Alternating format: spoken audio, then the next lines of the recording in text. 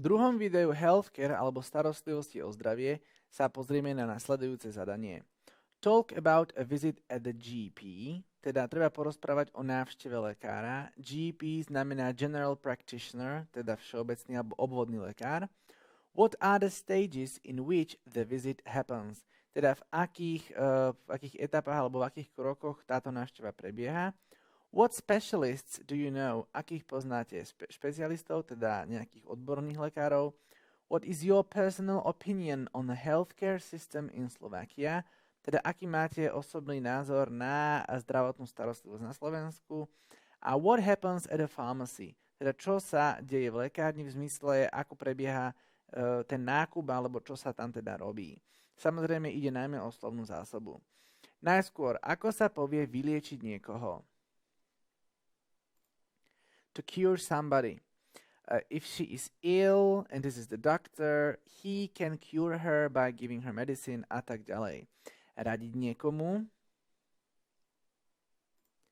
Advise somebody. So the doctor also advises you what to do if you want to be healthy. A napokon pridavné meno stresujúci alebo plný stresu. Stressful.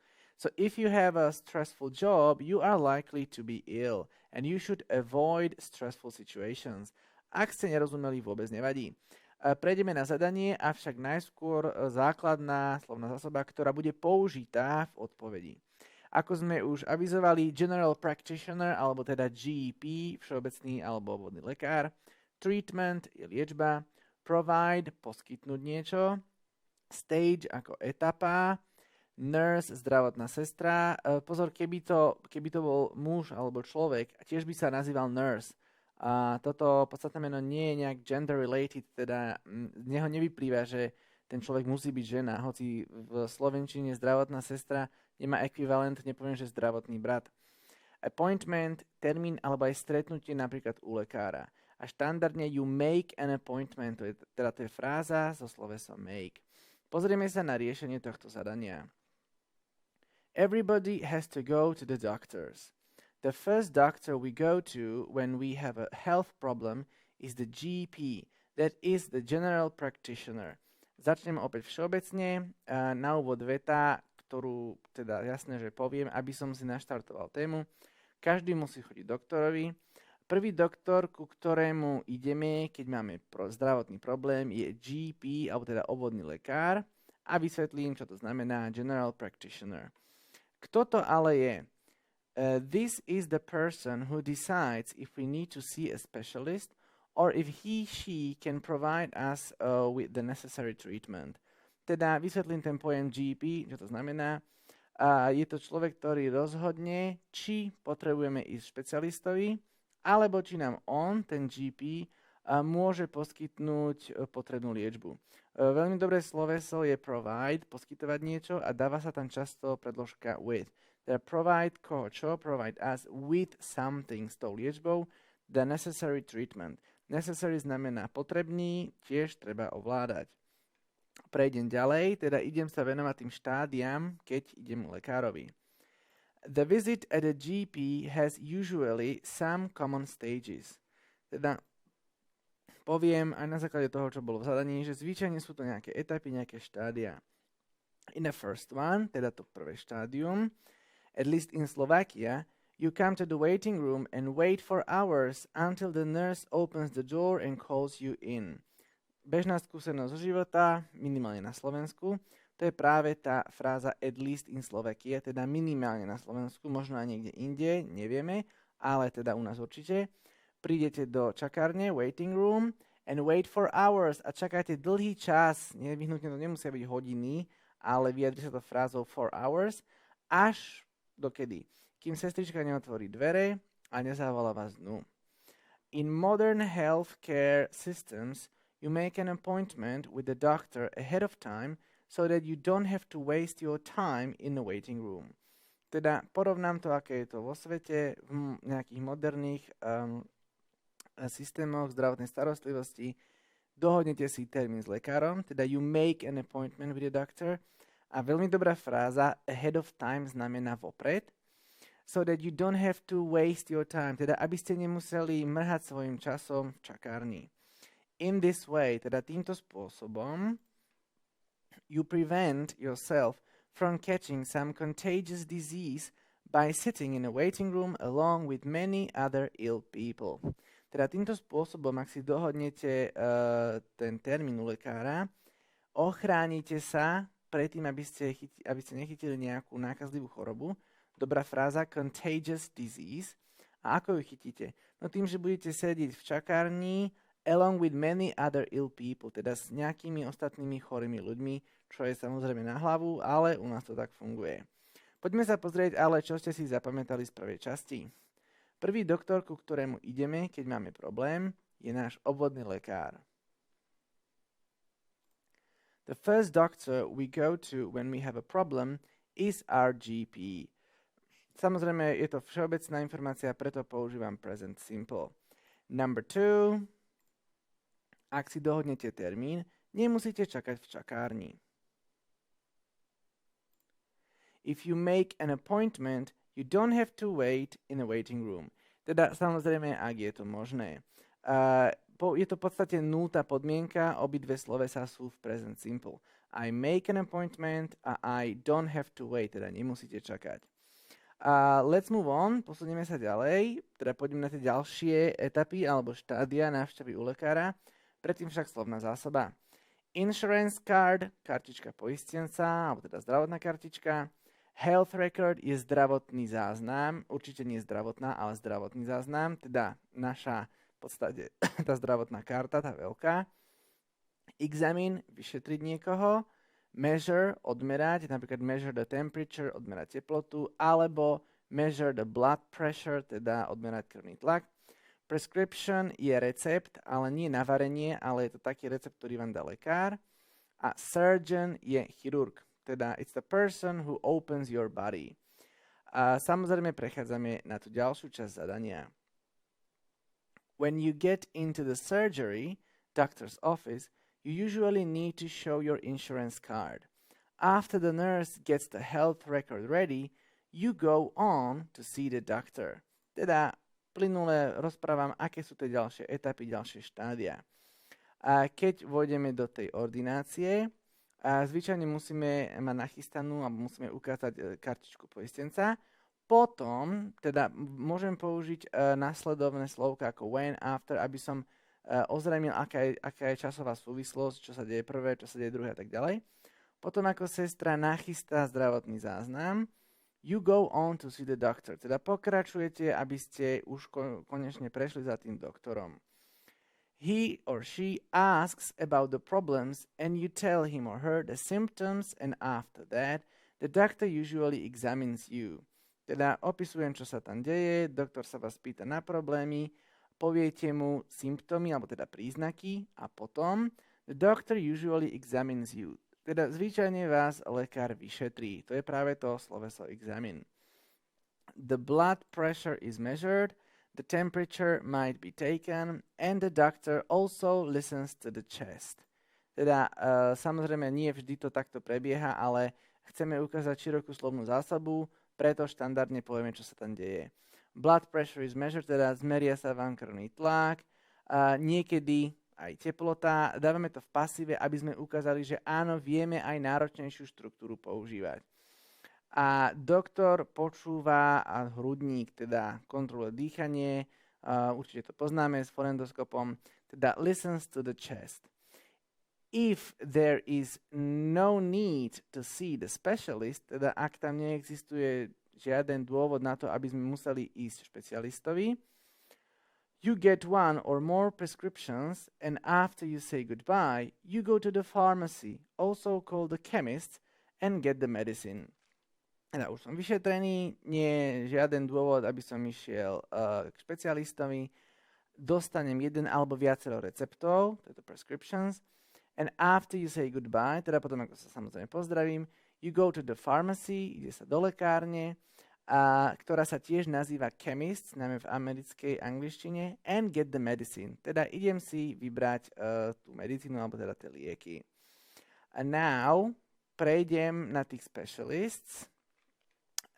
There are Many specialists, of course, some of the most frequently visited ones are dentists, those are the doctors for teeth, ophthalmologists, doctors for eye diseases, surgeons, doctors who operate on you, neurosurgeons, doctors operating on your brain or nerves, and finally, oncologists, doctors treating patients with cancer. Tu ide iba o šírku slovnej zásoby, teda či vymenujete jedného, dvoch, troch alebo 30, to už je na vás. Z tých najznámejších sme vymenovali následovné. Teda poviete, že idete hovoriť about specialist, teda je to tu na v zadaní, aby sme vedeli, kde sa nachádzame. A dáme tie najčastejšie navštevované, teda most frequently visited ones are dentists, to je jasné, zubári, ophthalmologists, to sú v podstate očiari, alebo doktori, ktorí sa starajú o oči, surgeons, chirurgovia, to sú tí, ktorí vás operujú, neurosurgeons, neurochirurgovia, to sú takí doktori, ktorí operujú buď mozog alebo nervy, a napokon, finally, oncologists, teda onkológovia, lekári, ktorí liečia pacientov s rakovinou. Samozrejme, ide tu len o slovnú zásobu a preto, ak sa dokážete naučiť viacero tých slovíčok alebo viete širšiu slovnú zásobu, kľudne to treba použiť, budete mať u skúšajúcich lepšie hodnotenie. So let's have a look at what you remember. Sentence number 3. V ordinácii musíte ukázať kartičku poistenca. In a surgery, you need to show your insurance card. Myslím, že to je jasné. Insurance card, pamätáme si kartička poistenca. Number 4. Sestra vám zoberie krv a odmeria krvný tlak. The nurse draws your blood and measures your blood pressure. Samozrejme, keď poviem, že the nurse takes your blood, tiež je to v pohode, ale tá krv sa doslova ťahá, takže dávame tam sloveso draw. And measures alebo aj takes your blood pressure, teda zmeria krvný tlak. Sestra, nemôžeme samozrejme povedať sister, lebo tam nepracuje vaša sestra, ale myslíme zdravotná sestra, preto the nurse. And finally, v poslednej časti budeme sa venovať teda tomu healthcare systému Slovakia a tomu, čo sa deje v lekárni. Predtým však nejaká slovná zásoba. Waste, mrhať, napríklad waste your time, mrhať časom, alebo waste your money, mrhať peniazmi. State je nejaký stav, alebo kondícia, ktorý sa nachádza, či už človek alebo budova. Pharmacy, lekáreň. Môžem povedať aj chemists, alebo dokonca v americkej angličtine môže byť aj drugstore, aj to by bola lekáreň. Advice, rada, a tu si treba dať pozor, slovko rada je nepočítateľné. Nemôžem povedať advices ako plurál. Cover, pokrývať ako sloveso, napríklad, že poistenie pokrýva to a to. A furniture, nábytok. So let's listen. My opinion on a Slovak healthcare is a very negative one. Teda dám hneď názor a potom ho budem nejako obhajovať. Môj názor na slovenský systém zdravotníctva je veľmi negatívny. Vysvetlím prečo. As I said before, dobrá fráza, keď chcem poukázať na to, čo som už spomínal. A skúšajúcemu to ukáže, že aha, áno, chápete, celú odpoveď beriete globálne a viete sa v nej pohybovať. Teda ako som už povedal, when you need to see your GP, you usually waste a lot of time in a waiting room. Teda keď chcem navštíviť obvodného lekára, často premrhám kopec času v čakárni. Sedím tam jak blázen a nič sa nedeje. This I find intolerable. Teda pokladám to za netolerovateľné, že to je úplne proste sprostosť. What is more, teda idem ešte niečo navyše povedať. The state of our hospitals is mostly terrible. Teda stav našich nemocníc je úplne strašný. The furniture comes from the communist era and as long as the state owns and runs these hospitals, teda dávam tam podmienku, ešte však predtým, to jasné, stav je úplne zlý. Nábytok pochádza z komunistického obdobia, teda from the communist era. And as long as the state owns and runs these hospitals, teda pokiaľ táto fráza as long as znamená pokiaľ, a pokiaľ štát vlastní a prevádzkuje nemocnice, it won't get any better. Nezlepší sa to. If you want to find out about the real state in which the hospitals are, talk to the nurses. They will tell you all about it. Samozrejme, s našim názorom môžete a nemusíte súhlasiť. My vás chceme naučiť spôsoby, ako ho vyjadriť. Už či si dáte svoj názor, tak to samozrejme môžete.